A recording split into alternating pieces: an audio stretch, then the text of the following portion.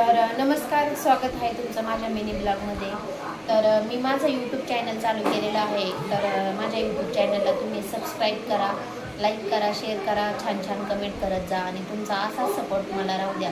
जशी तुम्ही माझ्या इन्स्टा अकाउंटला सपोर्ट केला, साथ दिली, तशीच माझ्या यूट्यूब अकाउंटलाही मला सपोर्ट करा. तुमचा एक सपोर्ट मला कदाचित पुढं घेऊन जाऊ शकतो, हीच अपेक्षा. तर मी आज तुम्हाला माझं थोडंसं मनोगत सांगणार आहे. बस याच्या पलीकडं काही नाही. तुम्हाला छान वाटलं तर ऐका नक्की.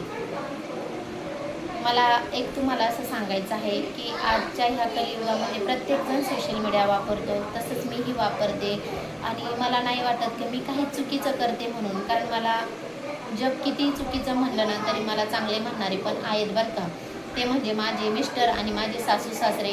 त्यांची मला खूप साथ आहे तिघांची, आणि त्यांच्या तिघांच्या साथीमुळे आज मी खरंच कोणताही पाऊल उचलू शकते आणि काही पण करू शकते. आणि सगळ्यात महत्त्वाचा मुद्दा म्हणजे ह्या जगामध्ये कोणी कोणाचं नसतं, खरंच नसतं कोणी कोणाचं. ज्यावेळेस स्वतःवर वाईट वेळ येते ना, ती वाईट वेळ स्वतःला पार करावी लागते. त्याच्यामुळे स्वतःचा पाया भक्कम ठेवा, कारण ह्या जगामध्ये असे पण आहेत का जे रडून ऐकतात आणि हसून जगाला पुन्हा तेच सांगतात का ती मला असं म्हणली होती. त्यामुळं मी ठरवले कधीच कोणाजवळ आपल्या मनातल्या गोष्टी सांगायच्या नाही, कारण आपण जे रडून सांगत असतो ना ते समोरचे लोक ते हसून सांगतात तिकडे. आणि सगळ्यात महत्त्वाचं म्हणजे आपण ते मन मोकळं करतो ना, आपल्याला वाटतं की आपल्याला तो आधाराचा खांदा मिळाला, पण तो आधाराचा खांदा नसतो, तर तो खांदा असतो आपल्याला मागं ओढण्याचा, नावं ठेवण्याचा. त्याच्यामुळं कधीच कोणाजवळ असं काही बोलू नका, कारण आपले म्हणणारेच आपला घात करत असतात. आणि हे मी माझ्या जवळून अनुभवले. कारण कोणती नाती आणि कोणतं नातेवाईक, ही नाती ना पहिली सोडून द्या, कारण गोत्यात आणणारी नाती नाही का, ही पोत्यात घालून आणली पाहिजे असं मला तरी वाटतं. कारण ह्या नात्यांनीच मला ह्या स्टेजला आणलेलं आहे.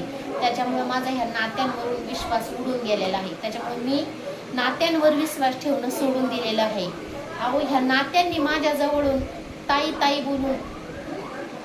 ताई बोलून मला माझ्याकडून त्यांनी काय नसन करून घेतलं.